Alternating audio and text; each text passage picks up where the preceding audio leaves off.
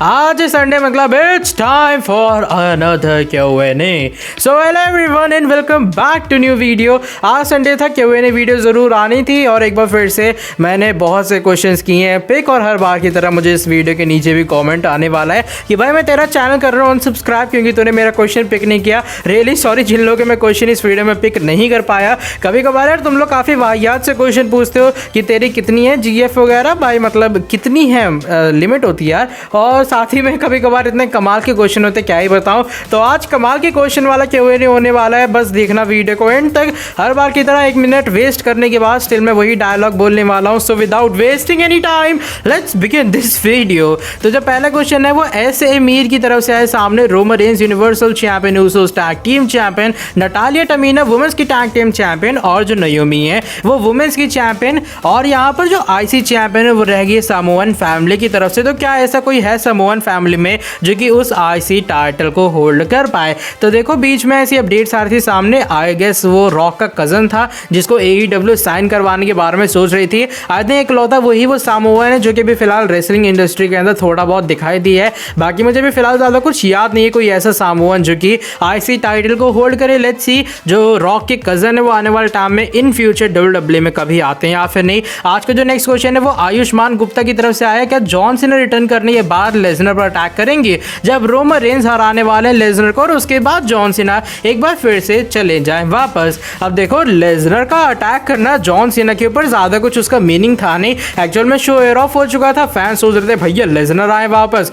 तो यहाँ पर थोड़ा बहुत एक्शन हो जाए तो मजा ही आ जाए। साथ ही में अगर आपने देखा होगा या फिर नोटिस किया होगा कि जो फैंस है जब लेजनर धुलाई कर रहे थे जॉन सीना की, वो लेजनर को चीयर करते हुए नजर आते। कि आपने रिसेंट टाइम में कभी देखा है कि भैया सीना की धुलाई हो रही है और जो फैंस है सुपरस्टार को चीयर कर रहे हैं? इनफैक्ट रोमन को भी थोड़ा बहुत भू का सामना करना पड़ा, चलो उनका तो हील कैरेक्टर है ही, लेकिन लेजनर की रिटर्न को जस्ट थोड़ा इंपैक्टफुल और बनाने के लिए यहाँ पर धुलाई होती है जॉन सीना की। इसका ज्यादा कुछ मीनिंग नहीं था। जो नेक्स्ट क्वेश्चन है वो एम्ब्रेस द विजन की तरफ से आए सामने कि भैया मुझे नहीं लगता क्या WWE का ये खराब डिसीजन है कि लेजनर वापस आए रोमन रेंज के लिए, बल्कि उन्हें लैशली के लिए वापस आना चाहिए था। और रोमन वर्सेस ब्रॉक तो रेसलमेनिया 38 को भी हेडलाइन कर सकता है। तो देखो मेरे हिसाब से WWE का जो ये डिसीजन है वो एकदम सही है कि लेजनर की समर स्लैम के बाद ही वापसी होगी। एक तो उन्हें CM पंक की जो पूरी हाइप बन रही थी उसकी हाइप को काउंटर करना था, ऊपर से लेजनर जो है एकदम अटके WWE में चले हुए थे क्योंकि WWE जो रिटर्निंग फीड है वो यही सोच के बैठी थी कि भैया एक बार फिर से जब लेजनर आएंगे वापस, ऐसा तो है नहीं वो रॉ में आएंगे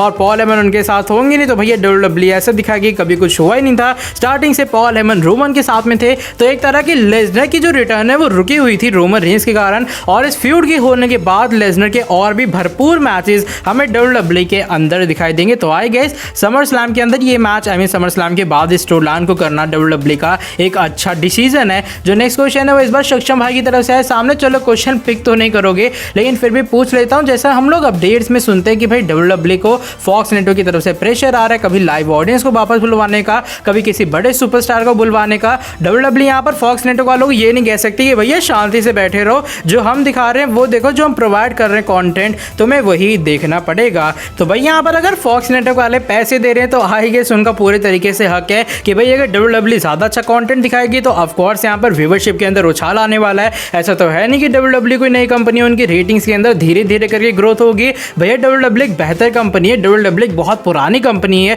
अच्छा कंटेंट दोगे अच्छी व्यूवरशिप आएगी। और भाई अगर आपको नहीं पता है जो फॉक्स नेटवर्क है वो पर ईयर $205 मिलियन पे करती है WWE को। एकदम सही सुन रहे हो। आई थिंक बहुत से लोगों को ये लग रहा होगा कि भाई WWE फॉक्स नेटवर्क को अपना शो ब्रॉडकास्ट करवाने के लिए पैसे देती होगी, लेकिन ऐसा नहीं है बिल्कुल भी, बल्कि फॉक्स नेटवर्क WWE को पैसे देता है पर ईयर $205। ये जो डील है आई गेस रिसेंट टाइम में 2019 में साइन हुई थी जहां तक मुझे याद है, और ये डील 5 साल की यानी कि 5 ईयर्स की है। साथ ही में टोटल अगर मैं 5 साल की बात करूं फॉक्स नेटवर्क करीबन $1 बिलियन के आसपास पे करेगी। तो भाई अगर आपकी जेब से इतने पैसे जाएंगे, आपके सामने आपके पैसे डूब रहे हैं या फिर आपको उतना प्रॉफिट नहीं हो रहा है, तो डेफिनेटली आप सामने वाली कंपनी को और बेटर कंटेंट के लिए कहोगे। जो नेक्स्ट क्वेश्चन है वो इस बार अर्जुन भाई की तरफ से है सामने। भाई फ्यूचर में रोमन रेंज के अलावा कोई ऐसे सुपरस्टार के नाम बताओ जो WWE कंपनी को पूरे तरीके से कैरी कर सकता है। वेल काफी कमाल का क्वेश्चन है। देखो मेरे हिसाब से रोमन रेंज जिस तरीके से अभी फिलहाल कंपनी को कैरी कर रहे हैं,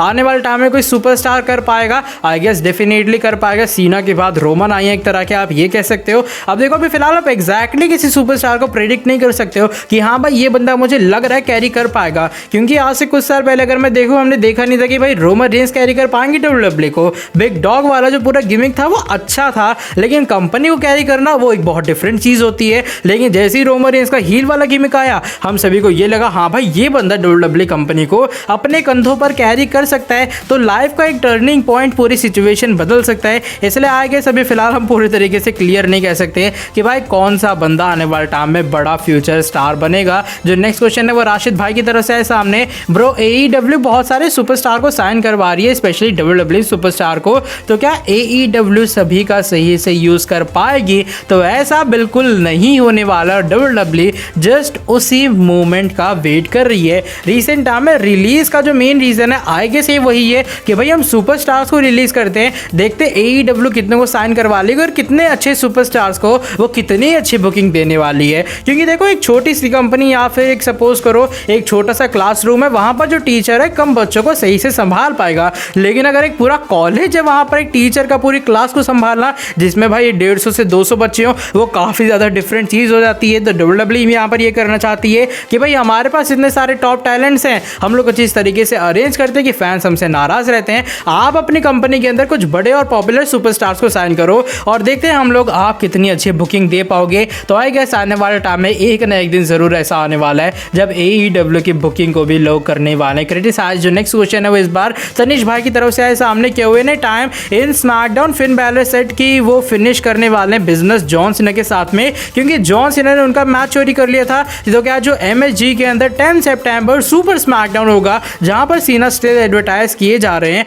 तो क्या वहां पर सीना वर्सेस बैलर के बीच मैच होने वाला है? तो आई गेस वहां पर अगर सीना आएंगे उस स्मैकडाउन के एपिसोड में तो ज्यादा से ज्यादा एक डार्क मैच होने वाला है। मुझे तो चांसेस लग ही नहीं रहे कि अब सीना वहां पर आएंगे इनफैक्ट एक डार्क मैच के लिए भी, वरना अगर आते तो डार्क मैच होगा बहुत कम चांस है, या फिर कह लो बहुत स्लिम सा चांस है कि वो हमें टीवी पर आते हुए नजर आए। जो नेक्स्ट क्वेश्चन है वो डब्ल्यूडब्ल्यू विकिपीडिया की तरफ से है सामने। और next SmackDown Roman versus Balor could Brock return और we get a clean winner. तो देखो अभी फिलहाल ये बातें मैं कंफर्म नहीं कह सकता हूँ, लेकिन जहां तक मुझे लग रहा है हमें क्लीन विनर सही से नहीं मिलने वाला है और एक्सट्रीम रूल्स के अंदर एक और रीमैच होने वाला है Roman Reigns versus Finn Balor के बीच में। जो नेक्स्ट क्वेश्चन है वो इस बार मॉन्स्टर आर्मी वाइटी की तरफ से है सामने। क्या होगा अगर Seth Rollins versus Edge versus Finn Balor का मैच हो जाए नंबर 1 कंटेंडरशिप के लिए? तो आई गेस यहाँ पर अगर ये मैच होता है तो सेथ रॉलिंस की विक्ट्री होगी। फिन बैलर को ऑलरेडी टाइटल अपॉर्चुनिटी मिलेगी आने वाले स्मैकडाउन के शो में, एज को मिल चुकी है, अभी बारी है सेथ रॉलिंस की कि वो जाए रोमन रेंज के पीछे।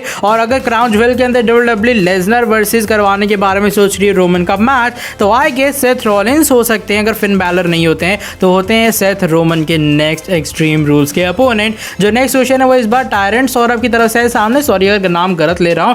क्या हमें एक और मैच दिखाई दे सकता है सेथ वर्सेस एज के बीच में एक्सट्रीम रूल्स में? तो आई गेस कोई चांस नहीं है। अब इनकी जो राइवलरी है वो एक सिंगल फ्यूड में तो डेफिनेटली खत्म हो चुकी है। जो नेक्स्ट क्वेश्चन है वो इस बार सामने आया वाइपर गेमिंग की तरफ से। मेरा क्वेश्चन है कि ड्रू मैकिंटायर के आने वाले टाइम में वापस कोई चैंपियनशिप कैप्चर करने की? By the way love from Punjab, awesome content you providers. तो थैंक यू सो मच भाई कमाल का सपोर्ट दिखाने के लिए। कभी कभार ये चीज पूरी जो है वो सपने की तरह लगती है। लेकिन बात रही थी मैकिंटायर के बारे में, तो आई गेस यस मैकिंटायर के बाद स्मैकडाउन में ड्राफ्ट होंगे, फिर वो I think intercontinental championship definitely capture करेंगे और एक दिन वो यूनिवर्सल चैंपियन भी बनने वाले हैं। जो नेक्स्ट क्वेश्चन है वो अकरम शाह की तरफ से है सामने। क्या कोई चांस है Brock versus Roman versus Seth versus Edge के एक फेटल 4-वे मैच का? तो आई डोंट थिंक सो इसका कोई चांस बनता है। I guess Roman versus Brock एक सिंगल्स फ्यूड ही होने वाला है, या फिर कह लो सिंगल्स मैच ही होने वाला है। जो नेक्स्ट क्वेश्चन है वो इस बार गौरांग भाई की तरफ से है सामने। Q&A alert. क्या ब्रो आने वाले टाइम में शेमस डब्ल्यूडब्ल्यू चैंपियन बन सकते हैं? तो अभी फिलहाल तो मुझे कहीं भी दूर दूर तक कोई चांस नहीं दिख रहा है।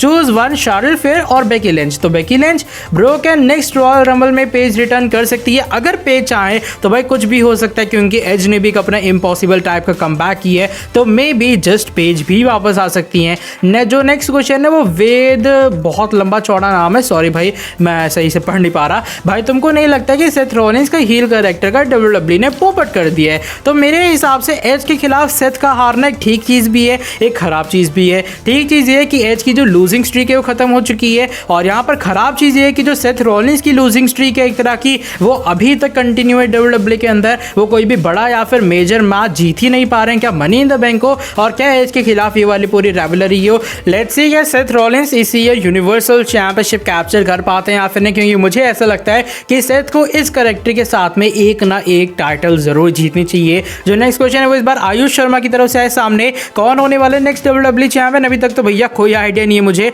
मे बी कोई NXT का अपकमिंग सुपरस्टार। और हाँ के क्राउन ज्वेल में हमें WWE चैंपियनशिप किसी और के पास जाएगी। मुझे नहीं लगता कि भाई टाइटल चेंज इतनी जल्दी होने वाला है। और हाँ ब्रो, ड्राफ्ट कब होगा? आई थिंक ये नेक्स्ट मंथ होने वाला है। Please today answer my question, नहीं तो वेंसडे WWE से रिलीज करवा दूंगा। तो करवा दो भैया, करवा दो। बहुत सी कंपनीज हैं, AEW भी तो है।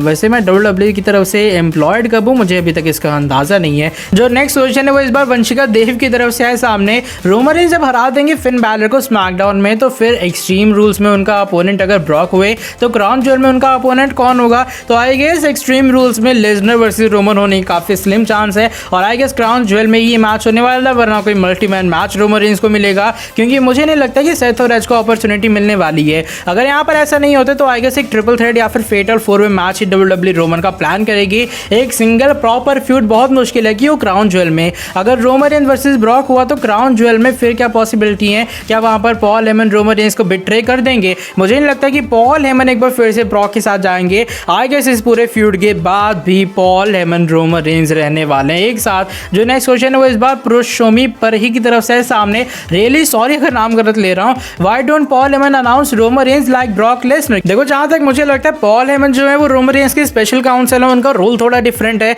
और वो लेसनर के एडवोकेट थे। आई थिंक यही वो डिफरेंस है जिसके कारण अभी फिलहाल ऐसा कुछ हुआ नहीं WWE में कि पॉल हेमन रोमन रेंज को अलग वे में अनाउंस कर रहे हैं। जो नेक्स्ट क्वेश्चन है वो इस बार RDR की तरफ से है सामने, सब क्वेश्चंस के उल्टे जवाब दो। क्या आपने वैक्सीन लगवा ली अभी तक? नहीं तो क्यों? नहीं भैया अभी तक नहीं लगवाई। और क्यों नहीं लगवाई? आज ही मेरी मर्जी। आप सिंगल हो या रिलेशनशिप में? 15 से ज्यादा रिलेशनशिप में हो। कौन सी कंट्री से हो? मुझे आइडिया नहीं है। Favourite singer? Anu Malik. Favourite actor? Salman भाई। Favourite actress? पता नहीं, राहुल गांधी और मोदी जी। भैया अपने पप्पू जिंदाबाद। बस यहीं तक था, वैक्सीन लगवा लो सब। हाँ भैया सब वैक्सीन लगवा लो यार, क्वेश्चन के हिसाब से नहीं, वैसे बता रहा हूँ, सही में सब लगवा लो। तो जो नेक्स्ट क्वेश्चन है वो इस बार शाहनवाज की तरफ से आया है सामने। क्वेश्चन ये कि भैया Roman Reigns versus Balor extreme rules में और लेसनर वर्सेस रोमन होगा क्राउन ज्वेल में। तो अभी फिलहाल इसके बारे में ऑलरेडी हम लोग बहुत ज्यादा डिस्कस कर चुके हैं। सेकंड लास्ट क्वेश्चन आशुतोष भाई की तरफ से है सामने, कौन अभी फिलहाल सबसे बड़ा रेसलर पूरी इंडस्ट्री के अंदर? CM पंक या फिर रोमन रेंज, और रीजन क्यों?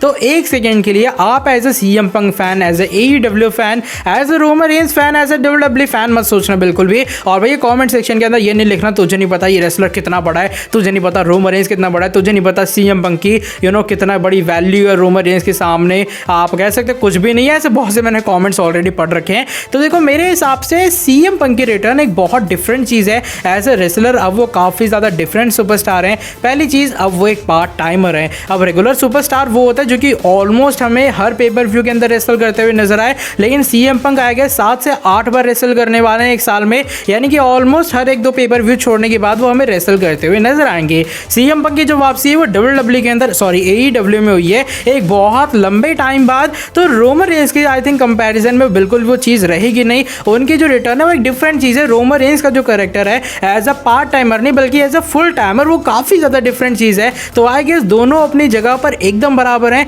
इसलिए मेरे हिसाब से दोनों का कंपैरिजन करना काफ़ी ज़्यादा वियर्ड चीज़ होगी। आज की जो हमारा नेक्स्ट एंड फाइनल क्वेश्चन है भावेश भाई की तरफ से आए सामने, भाई ब्रॉक को कौन मैनेज करेगा? आई गेस काफ़ी कमाल का मुझे क्वेश्चन लगा, क्योंकि भैया लेसनर जो है उनकी माइक स्किल्स अच्छी होंगी वो अलग बात है, लेकिन उनकी जो आवाज़ है वो लड़कियों की तरह यार, मैं क्या बताऊं। अगर आपने काफ़ी बार उनकी माइक पे आवाज़ सुनी होगी, वो ऐसा लगता है जैसे टीचर आपके ऊपर चिल्ला रही है जब आप होमवर्क करके नहीं ले गए हो। तो ऐसी कुछ आवाज़ है लेसनर की, अगर वो प्रोमो कट करेंगे ना तो काफ़ी ज़्यादा वियर्ड लगेगा। इतने खतरनाक चेहरे, इतनी खतरनाक बॉडी के ऊपर इतनी चोमू टाइप की आवाज़। तो इसलिए मुझे क्या लगता है, या फिर लेसनर को बहुत जल्दी कोई न्यू मैनेजर मिलने वाला है। लेट गेस, आई थिंक वो कोई रिटर्निंग सुपरस्टार या फिर रिटर्निंग हॉल ऑफ फेमर हो सकता है, जो कि एक्चुअल में पॉल हेमन कोई राइवल रहा हो रिसेंट टाइम में, वो सुपरस्टार आके मैनेज कर सकते हैं यहाँ पर लेसनर को। या फिर ऐसा भी हो सकता है आने वाले टाइम में अगर लेसनर और रोमन रेंज की जो राइवलरी है वो पूरे तरीके से सुलझ सी जाती है, उसके बाद लेसनर होंगे रॉ में, रोमन रेंज होंगे स्मैकडाउन में, और पॉल हेमन हमें दोनों को मैनेज करते हुए नजर आएंगे। कुल मिला के काफ़ी जल्दी लेसनर को न्यू मैनेजर जरूर मिलेगा। अगर नहीं मिलता है तो मेरे हिसाब से इनकी जो स्टोरी लाइन है वो कुछ इस तरीके से होंगी। माइक पे बातचीत आधी घंटा मैं नहीं करने वाला, मैं सिर्फ हाथों से बात करता हूँ और हमेशा ब्रॉल हुआ करेगी उनके फ्यूड्स के अंदर। तो भाई आज की ये वाली वीडियो बस यहीं तक थी। अगर आपको ये वाली वीडियो पसंद आई है, आप लोग नीचे वीडियो को लाइक कर सकते हो। वीडियो को लाइक करने के साथ आप लोग सब्सक्राइब कर देना चैनल को और बेल नोटिफिकेशन को कर देना ऑन, ताकि आगे भी आपको हमारे चैनल के ऊपर कुछ ऐसी इंटरेस्टिंग कमाल के नॉबी फ्रेश अपडेट जानने को मिलती रहे। बाकी मैं नेक्स्ट वीडियो के अंदर आके आपसे काफ़ी जल्दी मिलता हूँ। Till then bye bye, take care.